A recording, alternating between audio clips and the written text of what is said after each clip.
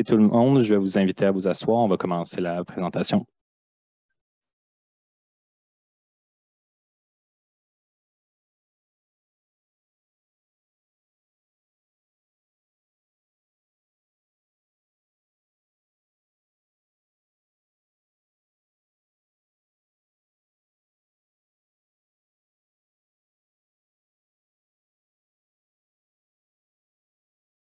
Alors, bonjour à toutes et à tous. Je m'appelle Jean-Michel Saint-Pierre. Je suis président de l'AFOR et ça me fait très plaisir aujourd'hui de vous inviter à ce troisième café-conférence organisé de pair avec l'Ordre des ingénieurs forestiers du Québec.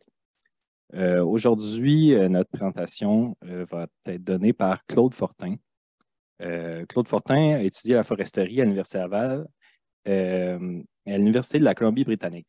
Il a terminé ses études en 2004 comme bachelier en sciences appliquées de l'aménagement et environnement forestier à la Faculté de foresterie, de géographie et de géomatique ici à l'Université Laval. Et en 2018, Claude obtenait une maîtrise en sciences forestières à cette même université.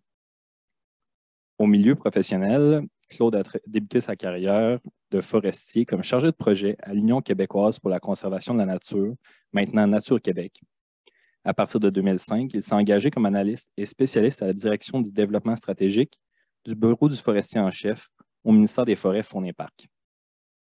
Depuis 2011, Claude travaille au ministère de l'Environnement, où il œuvre principalement dans l'intégration du secteur forestier québécois dans le volet des crédits compensatoires du système de plafonnement et d'échange des droits d'émission de gaz à effet de serre québécois, ou plus simplement le marché du carbone au Québec. À titre d'expert, il participe également à différents comités techniques visant à définir le rôle et le potentiel du secteur forestier comme moyen d'atténuer les effets des changements climatiques. Il collabore également avec d'autres ministères et directions à la définition de stratégies visant à favoriser la séquestration du carbone en milieu forestier et pré-urbain. Claude, je te laisse la parole. Merci beaucoup. Merci beaucoup. Bonjour à tous et à toutes. Merci pour l'invitation. J'espère que pour certains, ça ne sera pas un refresh de choses que j'ai déjà dit dans le passé, parce que c'est un travail, vous allez voir, sur lequel j'ai travaillé depuis longtemps. C'est un projet qui, on peut le caractériser un peu de marathon. Donc, vous allez voir, aujourd'hui, c'est la finalité. Donc, depuis le 14 décembre dernier, ce règlement-là est maintenant édicté dans la Gazette officielle au Québec et je pense qu'on peut être content parce que c'est un projet de règlement qui est quand même très innovateur dans le marché du carbone en général, que ce soit dans le marché volontaire ou réglementé. Donc, je vais vous présenter les grandes lignes de ce règlement-là qui va permettre de rendre le secteur forestier admissible au marché du carbone québécois qui est lié avec celui de la Californie. Donc, le projet que la présentation aujourd'hui va parler principalement des projets de boisement-reboisement qui sont admissibles à la délivrance de crédits compensatoires pour le marché réglementé québécois. Petit problème technique. Je vais y aller comme ça. Non, mais je pense que ça va fonctionner. D'accord. Donc, au niveau de la présentation, rapidement, une petite introduction. Je vais vous parler des principales caractéristiques du règlement. Ensuite, je vais vous parler des étapes de réalisation, donc comment un projet va se mettre en place sur le territoire québécois. Et ensuite, une petite conclusion. Donc, comme je vous disais, un petit retour sur le processus qui a mené à l'adoption de ce règlement-là. Donc, le contexte dans lequel on s'insère, c'est vraiment le marché québécois, donc le système de plafonnement et d'échange de droits d'émission qui a été mis en place en 2008 par le gouvernement du Québec.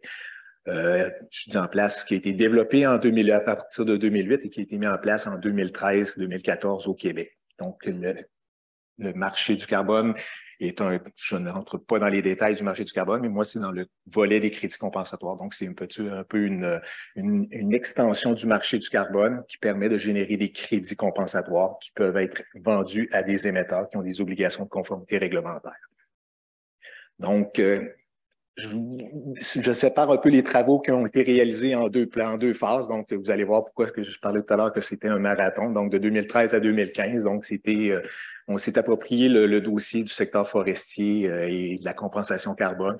On a fait une revue de littérature de tout ce qui existait au niveau scientifique et au niveau de tous les programmes de compensation, principalement volontaires, mais également réglementés, parce qu'il y avait quand même quelques cas d'exemple dans le cas du marché du carbone européen, où est-ce qu'il y avait le secteur forestier permettait de générer des crédits compensatoires. On a eu à définir les enjeux. Donc, il y a plusieurs enjeux qui sont associés au secteur forestier. Donc, entre autres, je parle de l'additionnalité des gains GES. Je parle de l'utilisation du territoire, de la souveraineté. Je pense aussi à l'élément le plus important, c'est la permanence, le critère de permanence d'une action dans le secteur forestier. C'est une action qui est temporaire, donc les gains, si on veut qu'il y ait un effet équivalent ou similaire à ceux d'une réduction d'émissions de GES, il faut prendre en compte l'élément permanence.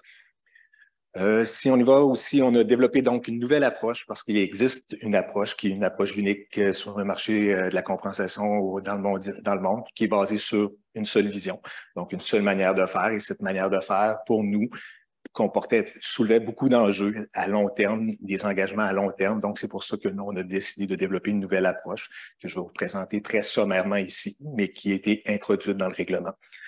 Et donc, cette approche-là, juste pour vous mentionner, elle a fait l'objet d'un mémoire de maîtrise, a été présentée sur plusieurs tribunes au niveau provincial et national pour pouvoir aller chercher la validité et la robustesse de l'approche. Donc, ensuite, on a fait la rédaction du protocole technique. Donc, le protocole, pour les gens du domaine, c'est vraiment le livre de recettes. Nous, au Québec, on parle de règlement parce qu'on n'a pas le choix d'avoir une force de loi sur la mise en place des projets, d'avoir un contrôle sur ce qui va être fait et la reddition de comptes. Donc, c'est pour ça que c'est un règlement. Donc, on a converti les protocoles en règlement. De 2018 à 2022, c'était une grande phase de rédaction juridique. Donc, c'était un long processus de passer du langage forestier à un langage juridique. Je ne sais pas si vous avez tous lu le règlement, mais ça peut être complexe et ardu à comprendre où on veut aller réellement lorsqu'on lit un article de loi. Donc, c'est pour ça, de règlement, c'est pour ça que c'était un processus relativement long. On a fait des pré-consultations publiques. On a développé des outils des outils de calcul pour aider le promoteur de projet. Et ensuite, on en est venu à la publication du règlement en décembre 2014, comme je vous disais. Les objectifs visés par le règlement, il y en a 3. Le premier, donc, c'est de déterminer les projets de boisement et reboisement qui seront admissibles à la délivrance de crédits compensatoires. On veut standardiser la méthode de réalisation des projets. Donc, on veut fixer les conditions et les méthodes applicables à ce type de projet. Et aussi, on va vouloir déterminer les renseignements et les documents que le promoteur doit fournir au ministre ou conserver dans le temps, parce qu'on parle d'un projet forestier. À partir de ce moment-là, on parle d'un espace de temps qui est sur les dizaines et les centaines d'années. Maintenant, les principaux acteurs d'un projet de crédit compensatoire, donc d'un projet de carbone. Donc, les principaux sont le promoteur. Le promoteur, selon le règlement, c'est la personne qui va être responsable de la réalisation du projet et de la reddition de comptes également. Donc, s'il y a un problème, c'est toujours avec le promoteur avec lequel on va faire affaire. Et dans le secteur forestier, on parle de propriétaires terriens et de producteurs forestiers. Donc, le promoteur va être une personne qui est au-dessus, qui chapeaute le projet.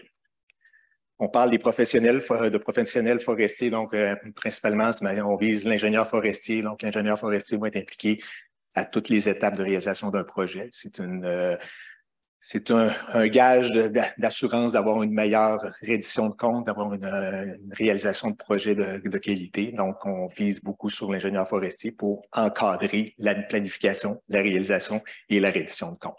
Donc, ça va être un support très significatif aux promoteurs. Je pense aux travailleurs forestiers, donc techniciens, consultants, entrepreneurs forestiers et autres, et les organismes de vérification accrédités. Encore une fois, l'ingénieur forestier, dans la vérification d'un projet, va avoir un rôle à jouer relativement important puisque ça va être le vérificateur désigné et il va devoir développer une équipe, s'adjoindre une équipe multidisciplinaire de gens qui ont des connaissances dans la foresterie, mais également dans la comptabilisation de carbone. Je pense aller aux inventaires, je pense à tout ce qui est modélisation carbone forestier. Les activités d'aménagement, donc, qui sont reconnues, on parle, comme son nom le dit, le règlement, on parle de boisement. On parle de boisement, donc c'est une activité qui consiste à créer un couvert forestier par des moyens artificiels sur un lot ou une partie de l'eau à vocation non forestière. C'est très important de faire la différence entre boisement et reboisement parce que c'est vraiment les deux types de projets pour lesquels on a décidé d'aller de l'avant dans un premier règlement. Il y a beaucoup d'autres activités forestières qui pourraient être admissibles à des projets de crédit compensatoire. Par contre, nous, on croit vraiment que le projet de boisement-reboisement, c'est ceux qui peuvent amener les gains les plus rapides, puisqu'on part avec puisqu'au départ du projet, on va avoir des stocks de carbone très faibles et le fait de mettre une forêt sur une superficie où il n'y a pas de stock de carbone génère des gains plus rapidement. Donc, les principales conditions qui sont associées à cette activité-là, donc, il ne faut pas que le territoire ait été aménagé ou ni utilisé pendant une dizaine d'années préalablement à la date de début de projet. La raison de ce 10 ans-là de non-utilisation, c'est qu'on ne veut pas venir compétitionner, on ne veut pas venir créer des conflits d'usage entre différents utilisateurs du territoire. Donc, on ne veut pas créer une pression supplémentaire et aussi on veut éviter l'histoire de la fuite carbone qui est associée à si je m'en place un projet à un endroit et que je déboise à un autre endroit, bien, le gain climatique ou le gain carbone n'est plus là. Donc, les exemples que je peux vous donner facilement de projets de boisement qui sont à mettre en place, on parle de chemins, friches, on parle de sablières, donc des territoires qui sont relativement abandonnés, non utilisés. Par contre, il y a des projets en agroforesterie qui sont possibles, qui sont admissibles à la délivrance de crédits compensatoires ou à faire l'objet de projets. Puis ces projets-là, on pense principalement au système agroforestier intercalaire, on parle des haies agroforestières, système sylvopastoraux. Donc, tous ces projets-là qui sont sur des terres en activité, donc qui ne respectent pas le 10 ans du critère précédent, mais pourraient être admissibles sous condition. Le reboisement fait l'objet de plusieurs questionnements. Donc, qu'est-ce qu'un reboisement? Nous, on a une vision très encadrée du reboisement. Ce n'est pas le reboisement général qu'on voit. Nous, on vise un reboisement qui va viser surtout je dirais de type regarni. Donc, le but du reboisement, c'est de regarnir un peuplement forestier. Donc, il y a le couvert, une densité qui est relativement faible. Le promoteur pourrait décider volontairement de venir dans ce territoire-là, qui est déjà forestier, donc qui est à vocation forestière, comme sa définition le dit, par rapport à boisement qui avait une vocation non forestière. Donc, on veut viser à augmenter la densité, augmenter la distribution, absence de régénération sous couvert. Donc, c'est vraiment dans cette optique-là que les projets de reboisement peuvent être admissibles. Si on fait un reboisement dans la pratique courante de l'aménagement forestier qui consiste à généralement récolter un peuplement forestier et reboiser par la suite, ce n'est pas admissible dans le cadre de ce règlement-là. C'est important de comprendre aussi que c'est possible pour un projet de faire la combinaison des deux activités, donc de prendre un projet de boisement et de reboisement dans le même projet. C'est une question de gestion de superficie. Un autre critère qui est important à comprendre, c'est que le projet qui va être enregistré, donc l'idée de planter ou de réaliser l'activité, mais ne doit pas avoir été inscrite dans un plan d'aménagement forestier, ne doit pas avoir fait l'objet d'une prescription sylvicole au moment de mettre en place le projet. Donc, à la date de début de projet, si le promoteur a une prescription de sylvicole sur son territoire, ne sera pas admissible à intégrer cette superficie-là dans un projet.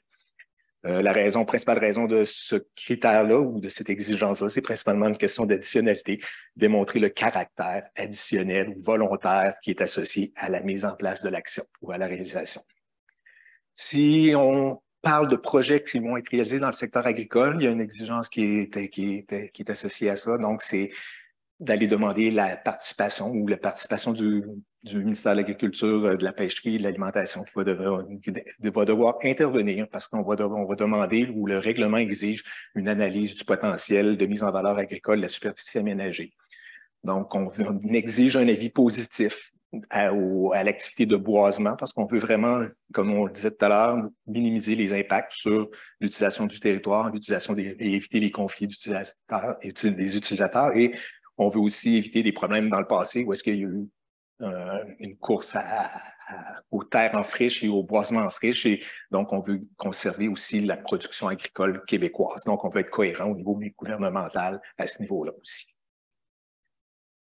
Si je pense maintenant, on va passer aux principales caractéristiques du règlement, encore une fois, donc au niveau de la portée du règlement. Donc, tout ce qui est tous les projets qui seront réalisés à l'intérieur de la province de Québec seront admissibles à faire l'objet d'un projet de crédit compensatoire. Tout ce qui est à l'extérieur du Québec ne sera pas admissible. Les territoires que l'on vise par le règlement, donc c'est les territoires du domaine privé. C'est les territoires du domaine privé qu'on vise principalement, mais on pense aux territoires forestiers, on pense aux territoires agricoles, et on pense également au territoire municipal. Donc, si je vous donne des exemples un peu de territoires municipaux où est-ce qu'on pourrait mettre en place des projets, des territoires abandonnés, des parcs, comme en haut, vous avez un coureur qui court autour d'une bande riveraine, donc c'est le réaménagement de la rivière Saint-Charles.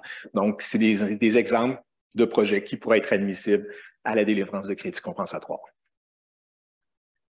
Maintenant, je vais tomber dans l'approche de quantification et de délivrance de crédits compensatoires. C'est je dirais, le nerf de la guerre parce que c'est à cet endroit-là que le promoteur va faire sa reddition de compte et c'est sur ces chiffres-là qu'on va délivrer des crédits compensatoires.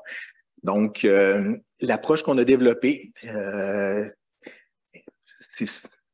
elle est nouvelle, elle est unique en son genre, donc il n'a pas, dans tout le marché, comme je disais, de crédit compensatoire, on n'a pas d'équivalent parce que l'approche unique délivre sur un seul critère, tandis que notre approche à nous va délivrer des crédits sur la base de 2 critères. Donc, on pense principalement à la quantité de réel de flux de GES qu'on va prendre en compte lors de la comptabilisation, donc tous les flux qui entrent et qui sortent du système vont être pris en compte. Donc, on va après ça définir l'effet de ces flux-là.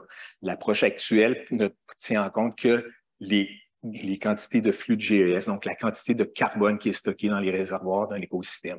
Et nous, on va venir regarder l'effet qu'il va y avoir généré par le retrait temporaire d'une quantité de carbone dans l'atmosphère. Cet effet-là, principalement, on appelle ça l'effet radiatif, ou le bénéfice climatique, si on veut y aller plus simplement. Donc, c'est un effet de réchauffement si on est en émission et un effet de refroidissement si on est en retrait.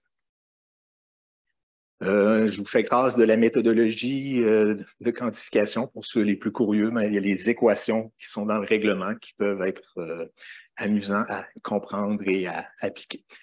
Donc, au niveau de l'idée aussi d'avoir développé cette méthodologie de quantification-là et de délivrance, c'est beaucoup pour éviter la gestion traditionnelle du respect du critère de la permanence. Donc, en utilisant notre approche, le promoteur n'aura pas à mettre ou à contribuer à un fonds de réserve. Donc, de mettre une quantité de crédit en réserve en cas de réversibilité du carbone. Il n'y a aucun engagement à long terme pour ce qui est du promoteur ni pour le gouvernement.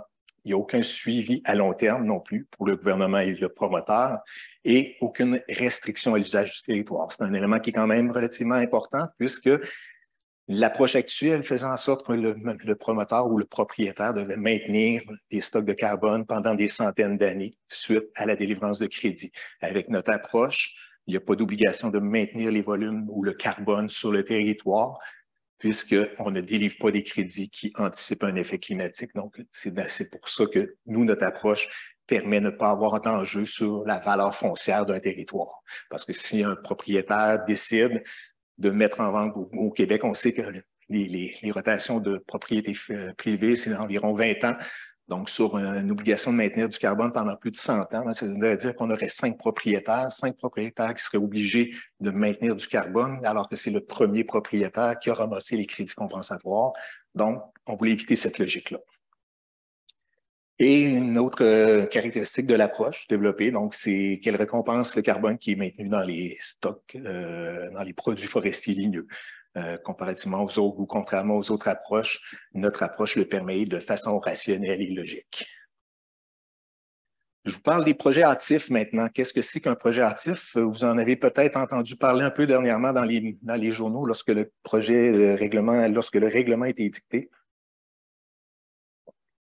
C'est un projet qui est admissible, qui est un projet qui a débuté après le 31 décembre 1989. et avant, aujourd'hui ou avant l'édiction du règlement, donc le 14 décembre 2022. Qu'est-ce que ça veut dire en gros? Ben, je vous présente ici que c'est un accroissement, une image d'un graphique de l'accroissement du carbone. Et à la date de début de ce projet-là, dans cet exemple-ci, c'est 1994. Donc, c'est un projet qui a été mis en place avant l'édiction du règlement. C'est certain que ça peut paraître spécial de dire on va permettre à ces projets-là de générer des crédits, mais vous allez comprendre maintenant pourquoi la logique qui est derrière le fait de reconnaître des projets hâtifs. Donc, on va, selon notre approche, ben, qu'est-ce qui va être admissible au niveau du carbone? Donc, c'est le carbone qui va avoir été stocké à la date du début du projet jusqu'à aujourd'hui et après. Pourquoi l'année 1990? C'est parce que c'est une année de référence de la Convention cadre des Nations unies pour toutes les actions en lutte contre les changements climatiques. C'est principalement pour cette raison-là. Et 1990, c'est aussi souvent utilisé pour les projets de mécanismes de développement propre pour définir les projets admissibles en boisement, reboisement au crédit de ce mécanisme-là.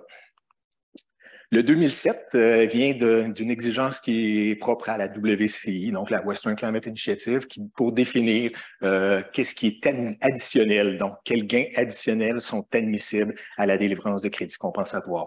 Et 2007 représente l'année où des partenaires de la WCI se sont rassemblés, donc des partenaires des provinces et des États américains se sont rassemblés pour définir le programme WCI.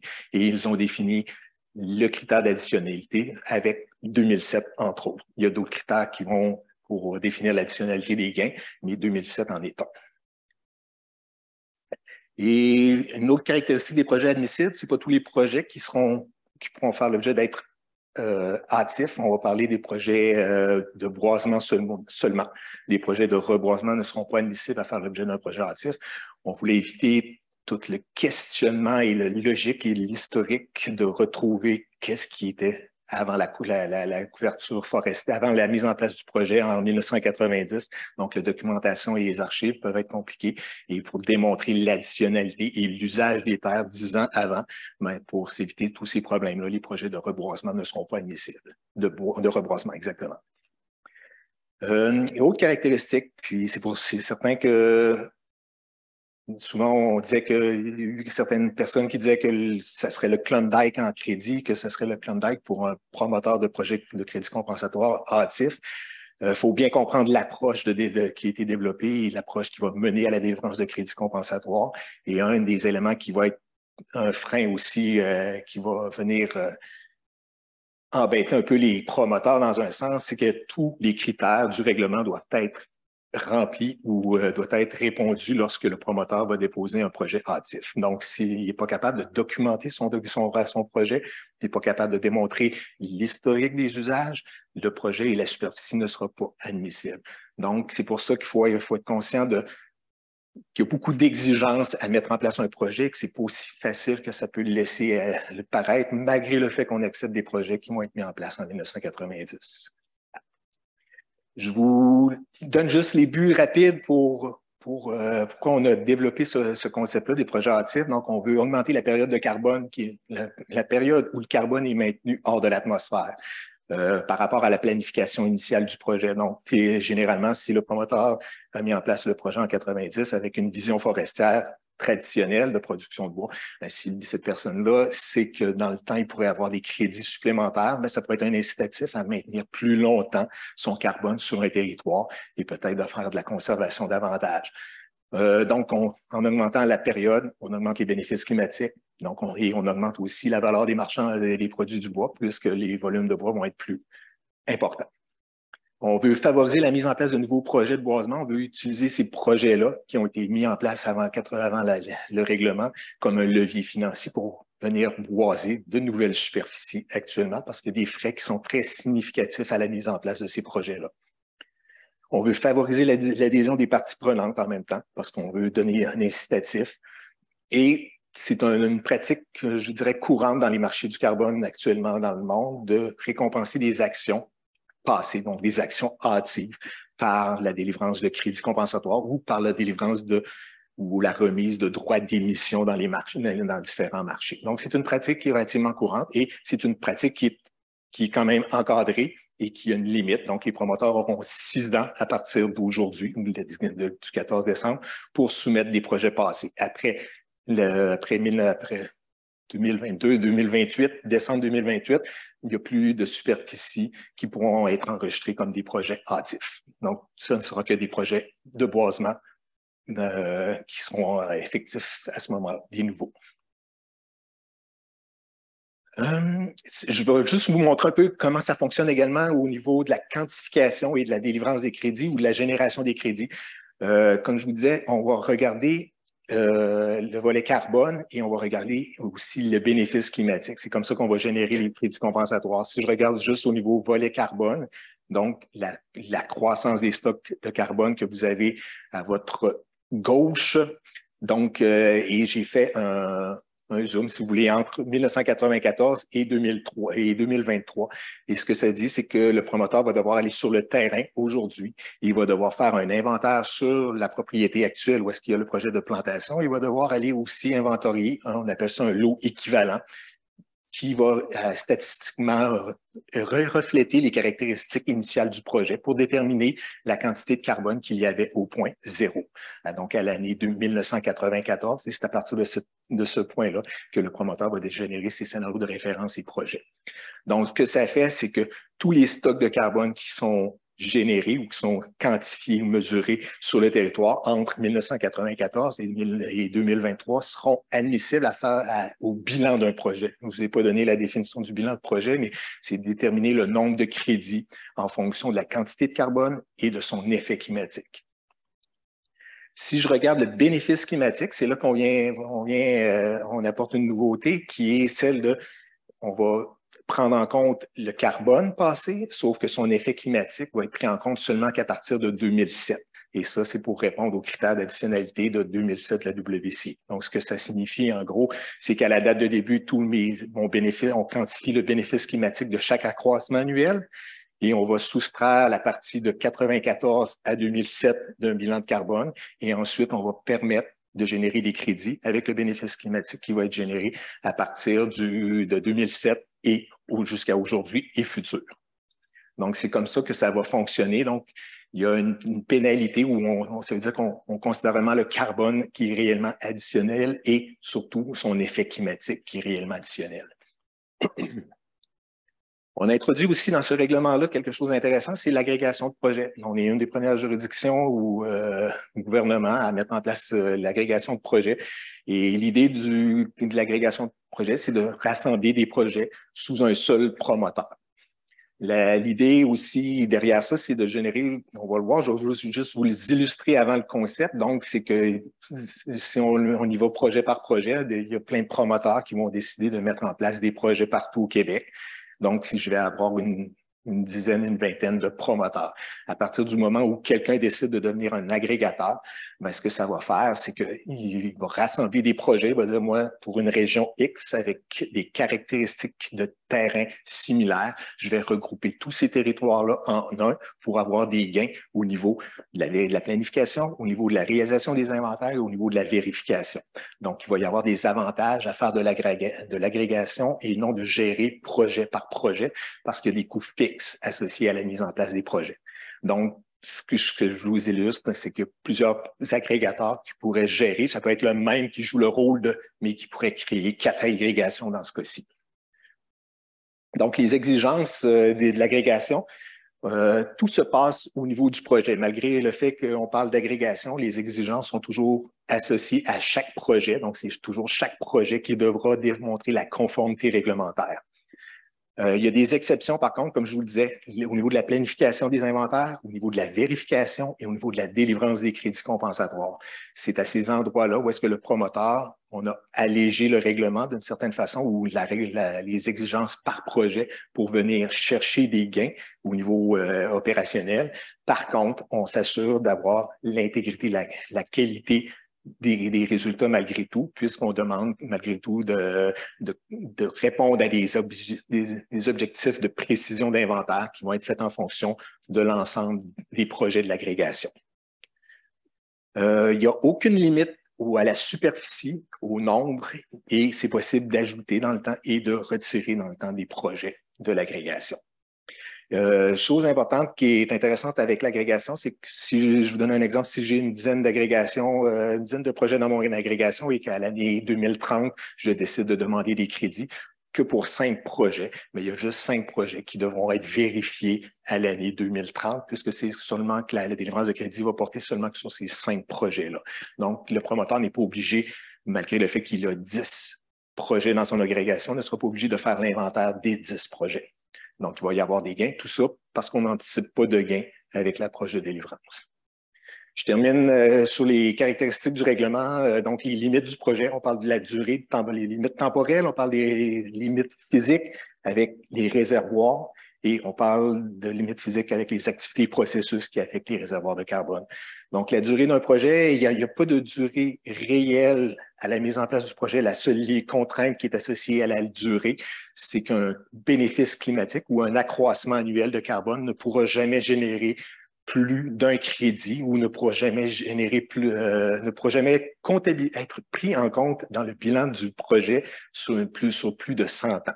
Parce que 100 ans, aussitôt que mon accroissement va avoir généré 100 ans de bénéfices climatiques, on arrête le compteur, puis malgré le fait que la séquestration est encore sur le territoire, ça va devenir un peu un leg à l'environnement, puisque nous, notre approche est basée sur un crédit qui est équivalent à 100 ans d'effet climatique. Donc, c'est la caractéristique, c'est la seule limite, mais un projet peut, vous allez voir, peut être reproduit par la suite avec des nouvelles séquestrations. Les réservoirs de carbone à considérer lors d'un inventaire, donc biomasse aérienne vivante, biomasse souterraine vivante, on parle de la biomasse morte, sol et produits du bois. Au niveau des activités, donc toutes les activités qui affectent un réservoir doivent être prises en compte dans un projet. Les activités, je vous donne des exemples, travaux silicoles, combustion de carburants fossiles, croissance forestière. Donc, c'est des éléments que le promoteur doit considérer lorsqu'il va déterminer sa matrice de flux de GES pour définir son bilan de projet. Dernière chose sur les caractéristiques, l'aide financière, donc c'est un enjeu souvent des projets forestiers traditionnels, le financement. Donc, dans le cadre du projet, des projets crédit carbone, l'aide financière extérieure à la création ou à la vente des crédits compensatoires est permise. Donc, tout ce qui est actuellement programme de mise en valeur des forêts privées, on parle de tout ce qui est fiscal au niveau foncier avec les villes, taxes. Et donc, le promoteur peut continuer d'utiliser et de bénéficier de ces avantages-là. Et vous allez voir tout à l'heure qu'il y a une grande synergie entre les étapes de réalisation d'un projet de reddition de compte lorsqu'on fait un projet de crédit compensatoire et un projet forestier. Je vous présente présentement le... Regardez le temps. OK. Je regarde rapidement les principales étapes de réalisation d'un projet. Ici, c'est un projet de boisement qui est illustré. Donc, ce que ça fait, première étape, caractérisation initiale du territoire. Ensuite, étape 2, dépôt du projet. On parle ensuite dans le temps, donc on va parler de la mise en œuvre et le suivi. Et pour finir, il va y avoir des demandes de délivrance de crédits compensatoires dans le temps. Puis, vous verrez, je vais expliquer plus en profondeur chaque étape. Donc, l'étape de la caractérisation initiale se produit à l'année 0, donc avant la mise en place du projet et surtout avant la préparation de terrain et la mise en terre des plans. Tout ça parce que le promoteur doit aller sur le territoire, définir les stocks initiaux de carbone qu'il y a sur le territoire et ils doivent être vérifiés, ces stocks de carbone-là. Donc, le promoteur va devoir aller sur le territoire et faire vérifier avant de faire la préparation de terrain. L'objectif de la caractérisation initiale, donc, c'est d'acquérir des données et des renseignements pour définir le contexte d'intégration, l'historique d'usage, les caractéristiques biophysiques. On veut définir les stocks ligneux, puis toutes ces informations-là vont également nous servir à définir les scénarios de référence et scénarios de projet pour nous permettre de faire une simulation sur l'évolution du carbone sur plus de 100 ans. Le dépôt de projet, donc la fréquence, un petit problème ici. Fréquence, donc c'est à la date de début et 24 mois. Donc, le promoteur a 24 mois à partir de la date de début pour déposer un projet. À partir de cette date-là, le promoteur va faire les objectifs. Ici, j'ai un petit problème. Donc, les objectifs, c'est de présenter un projet au ministre. On veut confirmer l'admissibilité du projet à la délivrance des crédits compensatoires. On va vouloir confirmer la validité de la caractérisation initiale et on va vouloir confirmer la validité du scénario de référence. Ça, c'est les principales tâches lorsqu'il va y avoir la la vérification du plan de projet, qui est un document qui est produit lorsqu'on dépose un projet par un vérificateur externe. Donc, c'est les éléments que le vérificateur va devoir venir confirmer. Et on veut, par le dépôt de projet, mais on va inscrire également le projet, lui donner un code de projet et l'inscrire au registre des projets de crédit compensatoire. C'est un registre sur lequel toutes les informations du projet vont être disponibles pour le public. Scénario de référence, j'y vais rapidement. Donc, scénario de référence et de projet, donc comment les créer, les générer. Donc, à l'année zéro d'un projet et à chaque demande de délivrance, le promoteur va devoir faire une mise à jour de ces scénarios de référence et de projet. Donc, je vous le représente ici avec les données d'inventaire et autres, les courbes de croissance, ce que le promoteur va faire pour un scénario de référence qui est, je vous donne l'exemple ici d'une friche agricole qui évolue vers un stade arbustif versus un scénario de projet qui est le boisement lui-même. Donc, le promoteur va devoir définir l'évolution du carbone dans chacun des deux cas. Ensuite, il va prendre cette évolution du carbone-là, il va utiliser CBM, CFS3. Le règlement oblige les promoteurs de projet à utiliser CBM, CFS3 pour faire la simulation de l'évolution du carbone. Donc, on passe d'un portrait de l'image avec les données à un portrait qui va nous donner la quantité de carbone dans chaque réservoir qui est demandé par le règlement. Puis, une fois qu'on va avoir défini ces stocks annuels-là de carbone, on va définir un bénéfice climatique annuel pour pouvoir générer, au final, des crédits compensatoires. Donc, c'est un peu toute l'approche que je vous présente à votre droite ou à votre gauche, donc avec les images. Donc, scénario, on passe du terrain à la simulation et simulation carbone et simulation effet climatique et création de carbone, de crédits compensatoires. Je vais pour les documents à produire. Donc, un avis de projet, il va y avoir un plan de projet et un rapport de vérification du plan de projet. Puis ce rapport doit être vérifié par, comme je le disais, un vérificateur externe indépendant. Et ce vérificateur-là, le vérificateur désigné, doit être un membre de l'Ordre des ingénieurs forestiers. C'est des documents, comme je disais, accessibles au public et l'objectif confirmé, la validité du scénario de référence, parce que le scénario de référence ne bougera pas dans le temps, puisqu'on ne demande pas au promoteur de conserver une parcelle de territoire et de la laisser évoluer naturellement. Donc, le scénario de référence est un élément très critique pour le projet et la conformité réglementaire des gains climatiques qui vont être associés à ça. Si je passe à l'étape 3, qui est la mise en œuvre et le suivi, donc ça va dépendre, c'est beaucoup la mise en place de la stratégie sylvicole qui va être mise en place, donc toutes les actions du début jusqu'à la fin du projet, qui peut se terminer par une récolte. Dans cet exemple-ci, ça se termine par une récolte, mais c'est possible aussi de laisser le couvert sur le territoire et de ne pas faire de coupe finale au total à la fin du projet. Donc, l'objectif de la mise en de cette étape-là, c'est de documenter l'évolution du projet, puis appuyer les documents produits aux différentes étapes. Les documents à produire, principalement, on parle du registre des événements, puis au registre des modifications du scénario de référence et de projet de CBM. Donc, on veut encore une fois que lorsqu'il y a des perturbations sur le territoire, puis lorsqu'on parle de perturbations, c'est naturel et anthropique. Donc, le promoteur devra venir documenter les informations, qu'est-ce qui se passe sur son territoire pour pouvoir venir appuyer la reddition de compte, donc la demande de délivrance qui est la prochaine étape. La fréquence des demandes de délivrance, on la laisse libre au promoteur dans notre approche. Si le promoteur ne demande pas de crédit, on ne demande pas d'obligation de reddition de compte à un promoteur, ce qui est une approche qui est très différente de l'approche actuelle où on demande aux 6 ans à un promoteur de crédit de faire des inventaires et de prouver que le carbone est toujours sur le territoire.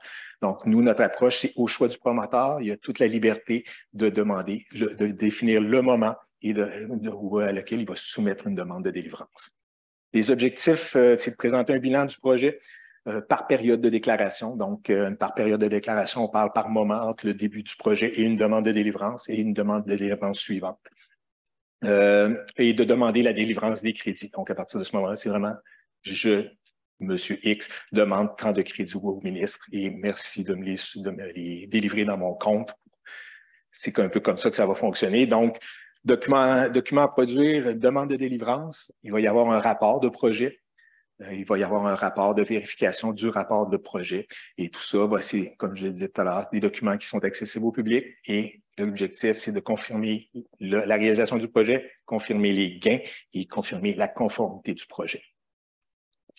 Je termine bientôt. Donc, dans tout ce processus-là, au niveau de l'étape de la demande de délivrance, c'est certain que nous, à l'interne, on se garde toujours le droit de faire une vérification, donc une analyse du ministre. On va faire l'examen, nous aussi, des documents qui vont être soumis. On va déterminer la conformité. On va venir vérifier l'ensemble des documents. On peut faire des visites de terrain également. Donc, ça fait partie aussi de l'étape de demande de délivrance pour venir confirmer et déterminer le bon nombre de crédits qui sera délivré au promoteur. En conclusion, ben, je dirais que c'est à votre tour, maintenant qu'on a, nous, travaillé de notre côté à définir ce règlement-là, à définir comment des projets de boisement et reboisement pourraient être admissibles à délivrer des crédits, à générer des crédits. Ben là, les règles du jeu sont maintenant connues. Les projets de boisement et de reboisement en terre privée, ben, ils sont admissibles à partir du 14 décembre à générer des crédits compensatoires. On est conscient que la création de crédits se fait dans le temps, un peu à la même logique qu'un peuplement forestier va générer des volumes dans le temps. Et le règlement, ben, il offre une approche qui est très flexible et très rigoureuse pour générer des crédits compensatoires. On a plusieurs supports pour le promoteur. Il va y avoir du support du promoteur. On parle de formulaires et gaveries qui sont disponibles ou qui vont être disponibles bientôt sur notre site Internet. On parle d'un calculateur du bilan de projet. Donc, c'est un outil de calcul qu'on a développé pour le promoteur pour qu'il puisse passer de toute sa modélisation dans CBM à la création de son effet climatique et à la détermination du nombre de crédits compensatoires.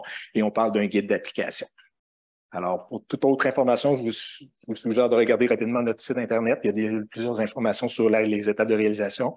Et si vous avez des questions supplémentaires, vous pouvez communiquer avec moi. Merci.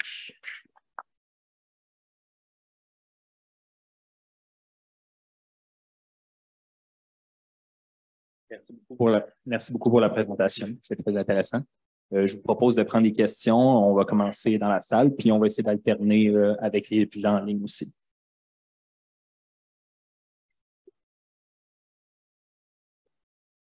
Salut Claude, merci. Salut. Félicitations. J'aurais deux questions. Qu'est-ce qui est prévu ou qu'est-ce que vous faites pour la forêt publique? Actuellement, pour la forêt publique, c'est sur notre table à dessin, je dirais. On est en attente, en discussion et en réflexion de est-ce qu'on reprend ce protocole-là, ce règlement-là pour l'appliquer sur le territoire public. Ce qui était long, ce qu'il faut comprendre dans ce règlement-ci, c'était le développement de la nouvelle approche. C'était l'élément très significatif en temps. Maintenant qu'elle est connue, l'approche, maintenant qu'on sait comment faire des projets qui sont rigoureux sur le plan scientifique, qui vont générer des crédits de qualité, ben, ça serait de réutiliser ça pour le territoire public. Mais après, on n'est pas le seul joueur. Le ministère des Ressources naturelles, Forêts et également et probablement ses prérogatives de gestionnaire de décider qu'est-ce qui se passe sur le territoire public. Donc, on est allé avec un premier cas d'essai avec le territoire privé. Le territoire public présente aussi, il faut que je mentionne, qu'il présente d'autres enjeux d'utilisateurs et étant donné que c'est un territoire public, mais il y a tout ce qui est calcul de possibilités forestières, il y a beaucoup d'interactions qui sont à prendre en compte également.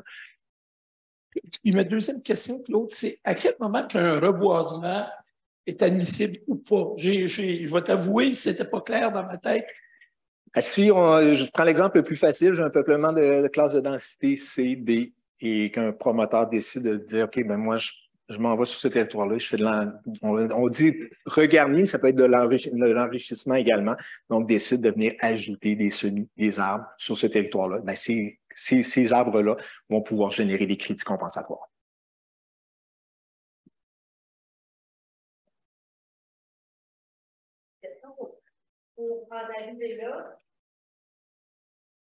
Pour en arriver là, monsieur, ça marche ça?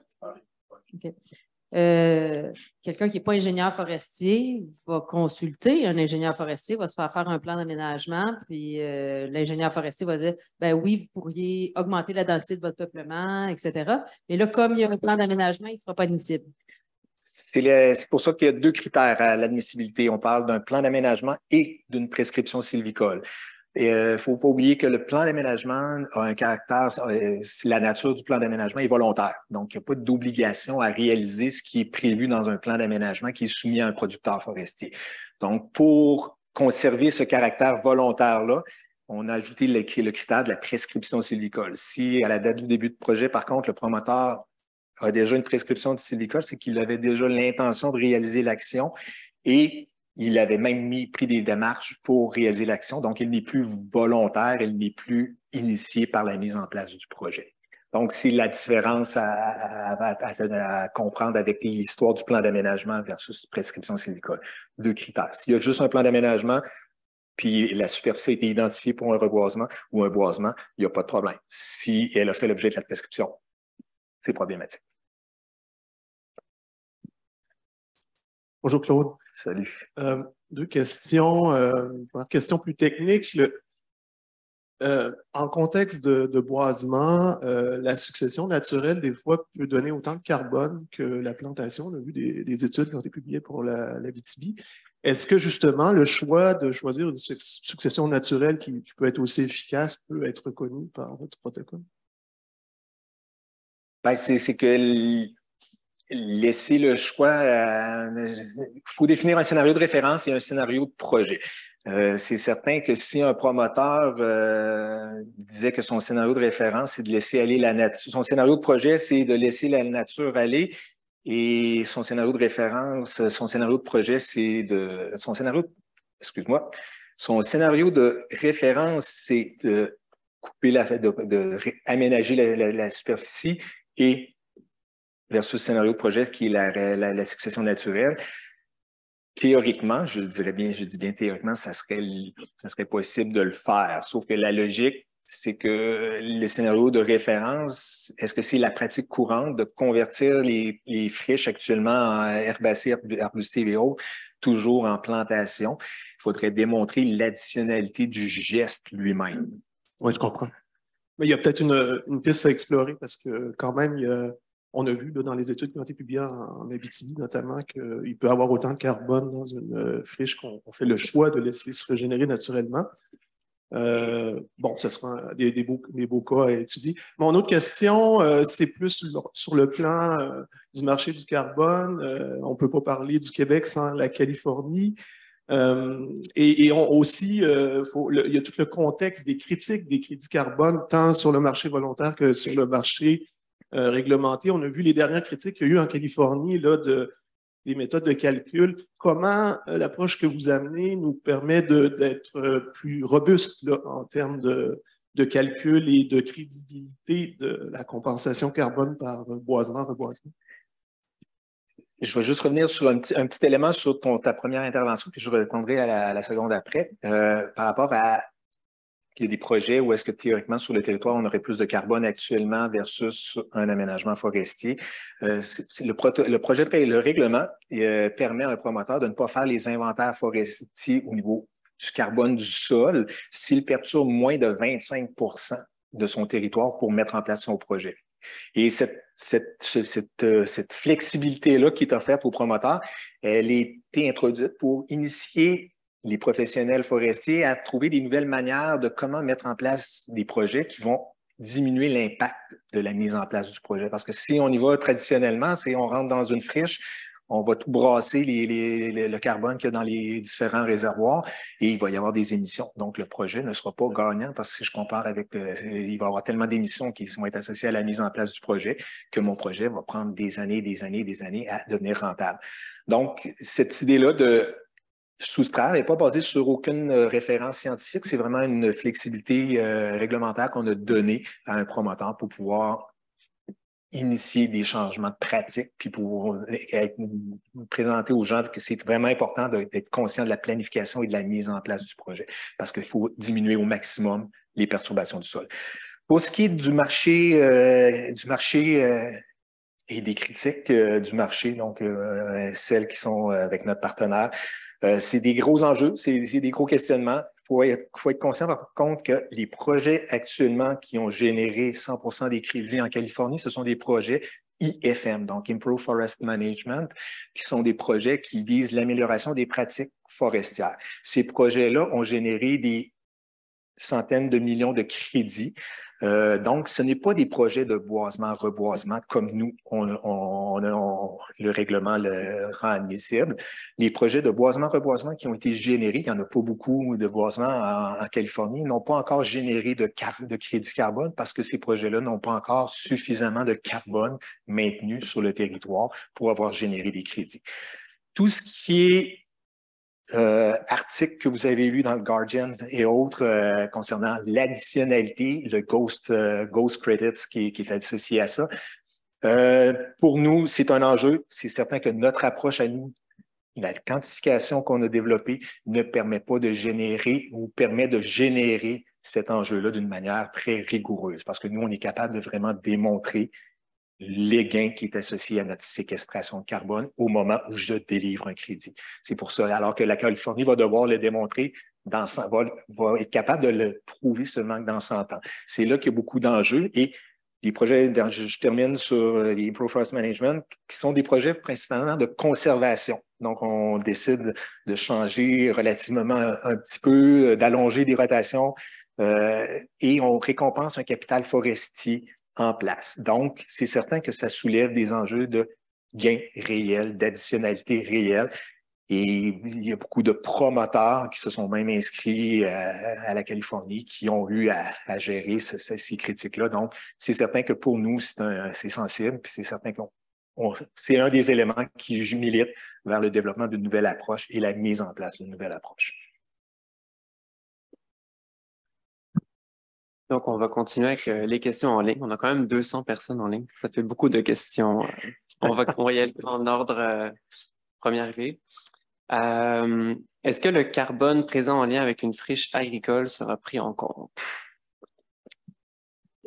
Est-ce que le carbone présent en lien avec une friche agricole sera pris en compte? Oui, le carbone, c'est pour ça que la caractérisation initiale du territoire est très importante à ce moment-ci, c'est que le promoteur doit aller sur le terrain, définir vraiment la quantité de carbone qu'il y a à l'année zéro.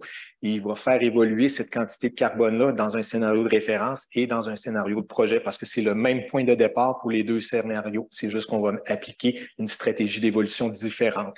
Donc, tout le carbone qui est présent dans la friche à l'année zéro est pris en compte. Par contre, s'il y a des impacts résultant de la mise en place du projet sur ces réservoirs-là, mais ça va être pris en compte également. Donc, ça va devenir des émissions qui vont venir diminuer la rentabilité du projet. Très bien, merci.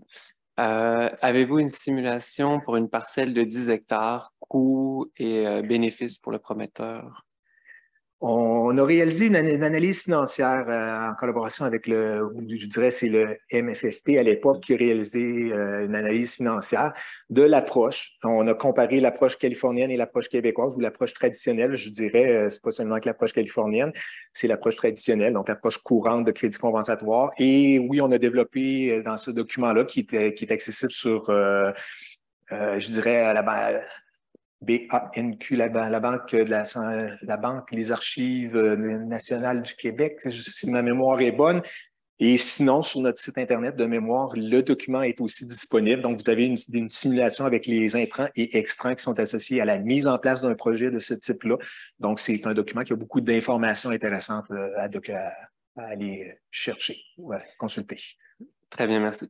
On a quelqu'un en ligne qui est responsable technique au groupement forestier des cantons et qui œuvre en forêt privée, donc en Estrie, Montérégie.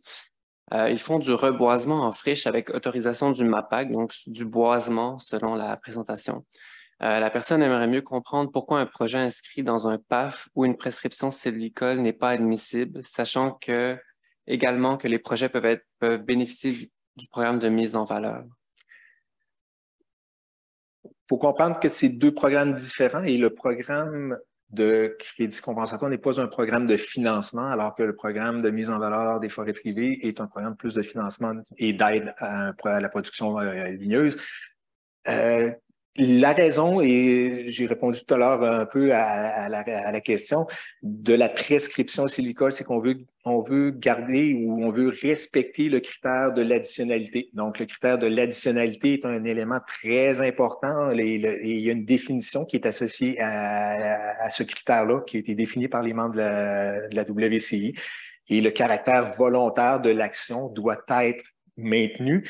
Et du moment où j'ai une prescription à la date de début de projet, bien, c'est certain que je me suis déjà commis avant d'avoir l'intention de mettre en place le projet de crédit compensatoire et ça vient rendre critiquable l'additionnalité du projet. Dans le cas des projets hâtifs, le règlement permet, par contre, aux promoteurs d'avoir un projet de boisement qui a fait l'objet d'un plan d'aménagement et d'une prescription sylvicole, parce que sinon, il ne pourrait pas y avoir de projet hâtif, parce que tous les projets qui ont été réalisés dans le passé vont avoir fait l'objet d'un plan d'aménagement et d'une prescription sylvicole. Très bien. On nous demande quelle est la valeur monétaire d'un crédit carbone? Actuellement, je dirais que on base le crédit carbone du marché réglementé vaut beaucoup plus que celui du marché volontaire. C'est une chose à comprendre. Et la deuxième, c'est que c'est basé sur les droits principalement sur les unités d'émission qui sont vendues aux enchères par le gouvernement. Les unités d'émission valent aujourd'hui entre 34 et 37 $ canadiens. On suppose, et l'origine de la création des crédits compensatoires, on disait que ce serait 20 % de moins que la valeur d'une unité d'émission qui est vendue aux enchères pour permettre ou aider les émetteurs à couvrir leur conformité réglementaire à moindre coût. Donc, la valeur actuellement joue ou oscille entre 18 et 22 $ canadiens le crédit.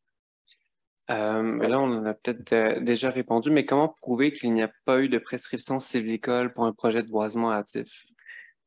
Comme je viens de le dire, pour les projets hâtifs, la prescription sylvicole n'est pas un critère d'admissibilité puisqu'il y a eu une prescription sylvicole.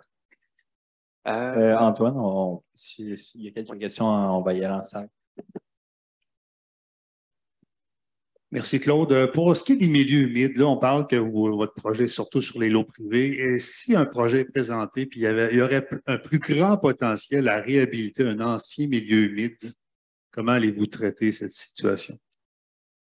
Présentement, ce règlement-là est purement axé sur le boisement-reboisement, donc la réhabilitation de milieux humides ne serait pas admissible. Il faudrait définir un nouveau règlement pour permettre et définir la méthodologie qui va permettre de générer ces crédits-là à la suite de la réalisation de la restauration de milieux humides.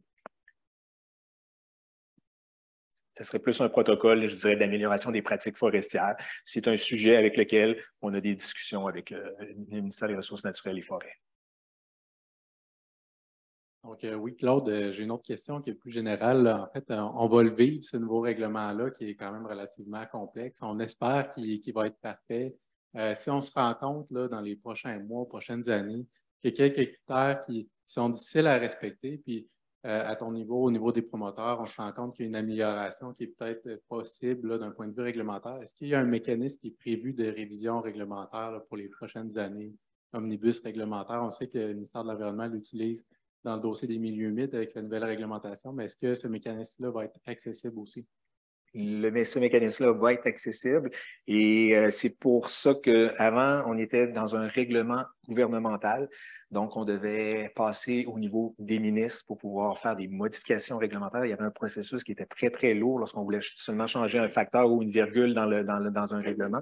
Et depuis, je crois, depuis 2 ans environ, si ma mémoire est bonne, on est passé de protocoles, je dirais, gouvernementaux à des règlements du ministre. En passant par des règlements du ministre, c'est possible de faire des modifications au règlement pour l'améliorer s'il y a des problématiques aussi. Donc, on est ouvert.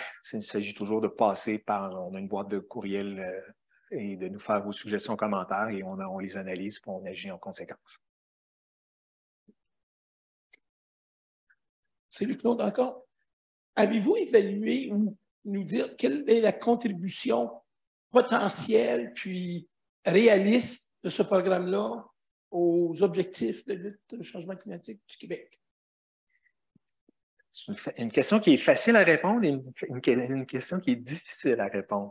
La facile à répondre, c'est que le secteur forestier ne fait pas partie de l'inventaire québécois des émissions de gaz à effet de serre. Donc, toute action qui a lieu dans le secteur forestier qui vise à retirer davantage de CO2 de l'atmosphère ou à diminuer les émissions du secteur forestier ne contribue pas à l'atteinte de la cible directement. Donc, il faudrait à ce moment-là définir une méthodologie de comptabilisation parallèle pour pouvoir démontrer toutes les actions qui sont faites dans le secteur forestier et dire, bien, nonobstant toutes les actions qu'on fait qui ont un impact sur l'inventaire, on fait également ces types d'interventions-là qui génèrent tant de résultats. Ça, c'était la facile. La plus difficile, c'est que il faut comprendre aussi que le marché du carbone génère c'est de rendre équivalent, c'est ce qui est le terme le plus juste, l'action de retirer du CO2 de l'atmosphère versus une réduction d'émissions de GES. Et c'est important de comprendre que ce n'est pas pareil. Ce n'est pas la valeur 1 plus 1 ou 1 moins 1 n'est pas la même chose avec un retrait d'émissions de GES. Donc, il faudrait avoir une nouvelle méthodologie pour essayer de trouver comment on pourrait comptabiliser ça pour pouvoir dire, OK, j'ai fait tant d'actions dans un secteur qui génère des actions temporaires ou des gains temporaires et voici le résultat que ça a par rapport à des réductions d'émissions de GES.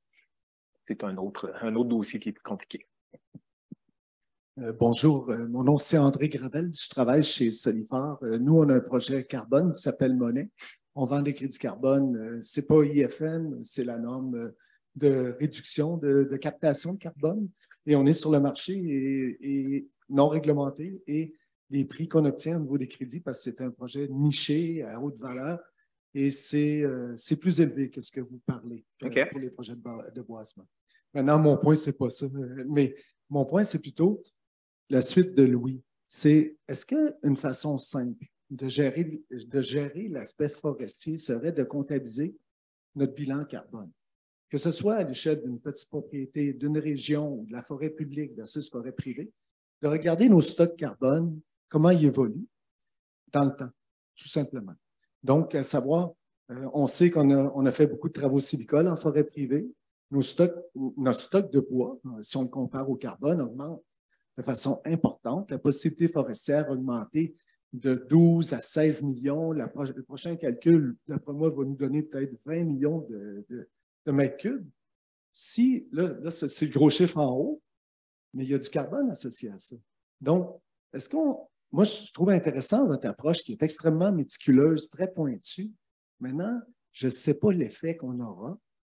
Puis, je me dis, si j'essayais de déployer ça via des agences, via des groupements forestiers, j'aimerais peut-être plus avoir un calcul carbone qui montrerait avec un niveau de référence dans le temps, que ce soit 2007, 1990 ou X, comment mon carbone a évolué dans le temps, parce que tout ça, c'est une série d'actions de gens dans le temps pour soit conserver, parce que quand on a une réglementation plus importante, les milieux humides, des bandes plus larges, un propriétaire qui décide, un règlement municipal qui dit de récolter 20 au lieu de 40 bien tout ça, à la fin, génère du carbone. Puis, oui, à un moment donné, il y a eu une intention, mais il me semble que ça pourrait être plus simple à gérer que de gérer de façon très, très pointue des hectares, des moitiés d'hectares.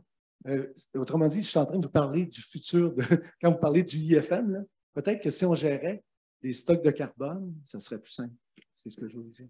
C'est effectivement beaucoup plus simple de gérer que des stocks carbone. Ça, c'est sûr et certain. Et le problématique avec un stock de carbone, c'est étant donné que l'action est temporaire, on ne sait pas c'est quoi l'effet réel. On peut avoir des belles années de croissance, puis du jour au lendemain, nos taux de stock de carbone augmentent annuels pendant 10, 15, 20 ans, puis tout à coup, il y a une perturbation naturelle qui va faire que tous ces stocks de carbone-là s'en vont.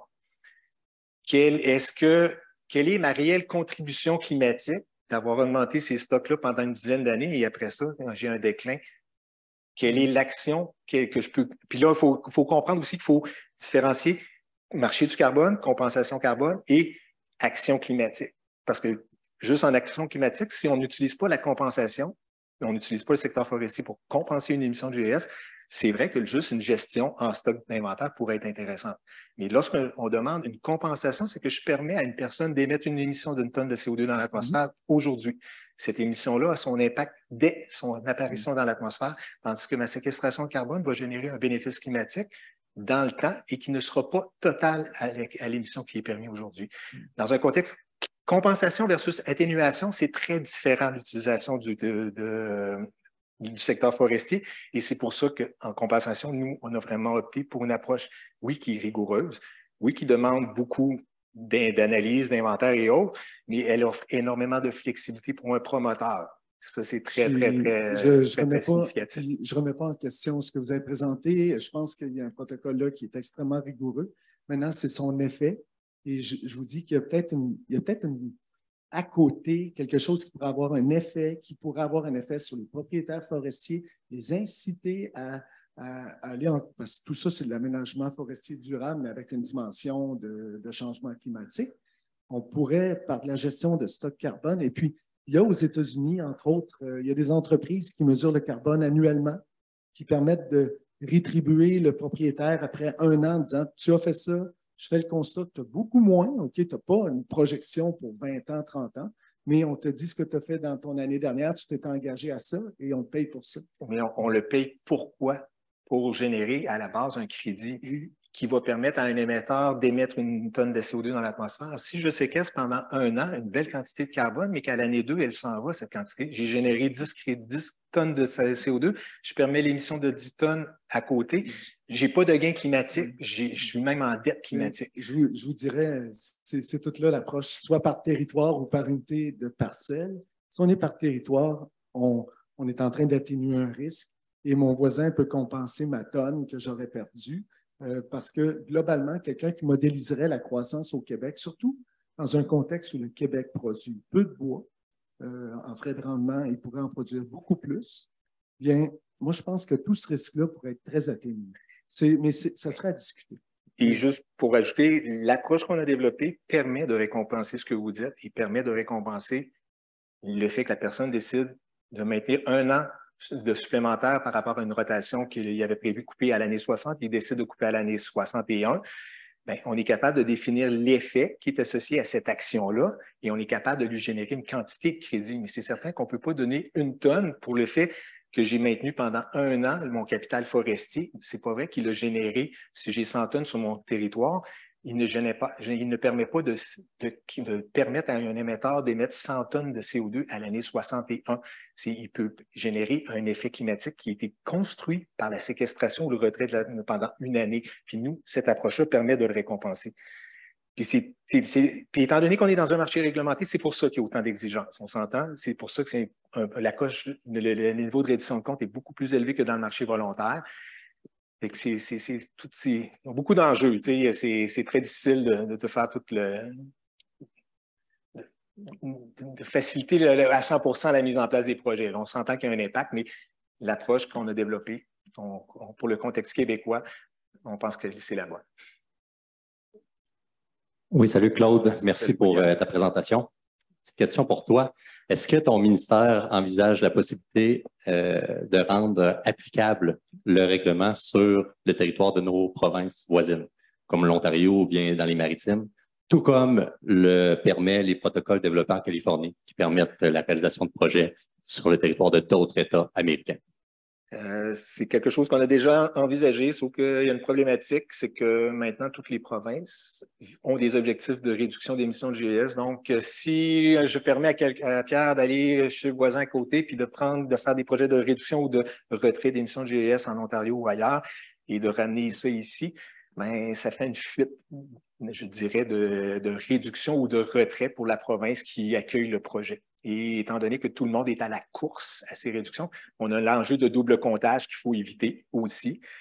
Donc, il y a plusieurs enjeux à ça et le nouveau programme fédéral qui vient d'être mis en place au niveau des crédits compensatoires génère déjà et va proposer, si je dois être plus précis, va proposer des protocoles d'aménagement IFM pour l'ensemble des provinces canadiennes où il n'y a pas de protocole pour ces activités-là. Donc, ça veut dire qu'à partir de ce moment-là, les gens pourraient aller sur le marché fédéral et générer des projets, mettre en place des projets dans plein de provinces qui n'ont pas des protocoles IFM. Mais le Québec, non, on ne pense pas à exporter notre protocole pour générer ailleurs, présentement. Mais on a beaucoup de demandes qui sont intéressées à prendre notre approche pour pouvoir la mettre dans leur propre réglementation. Fait que ça, on travaille avec plusieurs partenaires. Je pense entre autres Nouvelle-Zélande, Chili, Panama. C'est des endroits où est-ce que dans le monde, ils regardent beaucoup ce qu'on fait, le Mexique aussi. Donc, c'est des choses qui pourraient être appliquées. Et maintenant qu'il y a un code, c'était la création de créer le premier code d'espèces différent de la pratique courante dans le secteur forestier, hein, on s'entend. Maintenant qu'il y a un cas d'exemple, le Québec a décidé de faire une chose différente que partout dans le monde. Ben, ça va éveiller, on espère aussi, des gens à faire autrement à l'échelle nationale et internationale. Donc, bon, on a beaucoup de questions en ligne. On va en prendre une dernière, puis j'inviterai les personnes en ligne. Vous pouvez écrire directement à Claude. Vous avez son adresse courriel dans la diapositive. Je t'inviterai à ouvrir l'onglet discussion. La question est vraiment longue. Je vais la lire pour la salle, mais ça peut être... ouais. C'est la question de Gabriel Landry, qui est un collègue à la maîtrise qui travaille un peu sur les modélisations de carbone. Donc, en fonctionnement par forçage radiatif, on contourne en quelque sorte le besoin de permanence des crédits. Par contre, comment peut-on s'assurer qu'on ne déclare pas seulement les moments qui sont avantageux d'un point de vue carbone? Il fait du sens de ne pas imposer à un prochain propriétaire les choix sylvicoles passés et le besoin de permanence, mais qui endosse les dettes que certains aménagements pourraient engendrer et qui vont donner possiblement suite à des projets de boisement-reboisement. Si on déclare seulement les moments avantageux et que ces crédits servent ailleurs pour compenser d'autres projets, donc pas seulement forestiers, comment peut-on réellement dire que ces crédits servent à lutter contre les changements climatiques si ceux-ci devraient plutôt être considérés pour rembourser la dernière coupe et en quelque sorte la dernière dette du peuplement? Très grande question. Je vais simplement essayer de répondre le plus simplement possible, de dire que les impacts de la mise en place d'un projet forestier se font principalement à la mise en place du projet. Donc, à partir de ce moment-là, tous les flux qui sont associés à la réalisation du projet, à la mise en place du projet, vont être pris en compte dans le bilan du projet. Donc, s'il y a des émissions qui sont associées à la mise en place du projet, ça va impacter le projet. Donc, les gains du projet par rapport au scénario de référence vont être moindres. Donc, et ça, c'est permanent. Donc, on va mesurer le flux, l'émission de GES à l'année 0.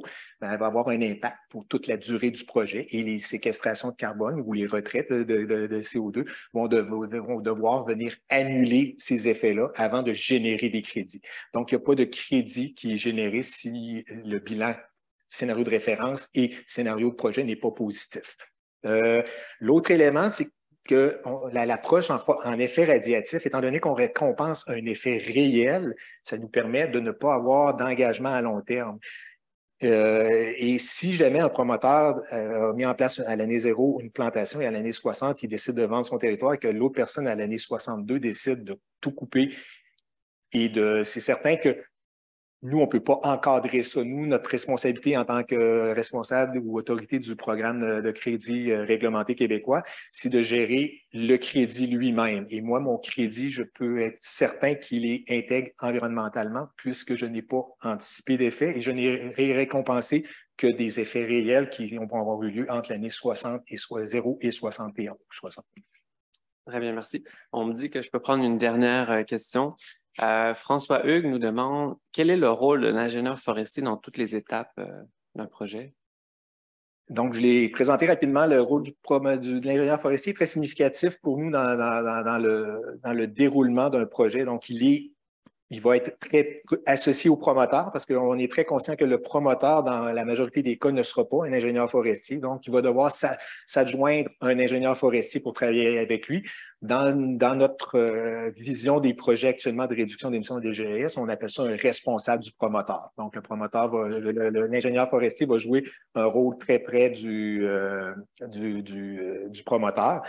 Ensuite, toutes les étapes de réalisation, donc on parle de la mise en place du projet. Ça va toujours se faire sous la supervision d'un projet forestier à la base, donc ce qui est un champ pratique qui est contrôlé, qui est géré par une loi, par des professionnels forestiers. Donc, les ingénieurs forestiers c'est des actes professionnels. C'est pour ça que l'ingénieur va être à toutes les étapes de planification, de mise en œuvre et de suivi. Et le règlement demande également à la vérification, donc à l'organisme d'accréditation, de vérification, qu'elle soit accréditée dans le secteur forestier, mais également qu'elle ait un ingénieur forestier qui va chapeauter toute la notion de vérification de projet. Le PowerPoint est disponible? Je crois que oui. Enregistrement, c'est Ben, ça conclut le Café Conférence d'aujourd'hui. Merci beaucoup à tout le monde en salle et en ligne d'avoir été là avec nous. Et un très grand merci à Claude pour ta présentation. C'était super.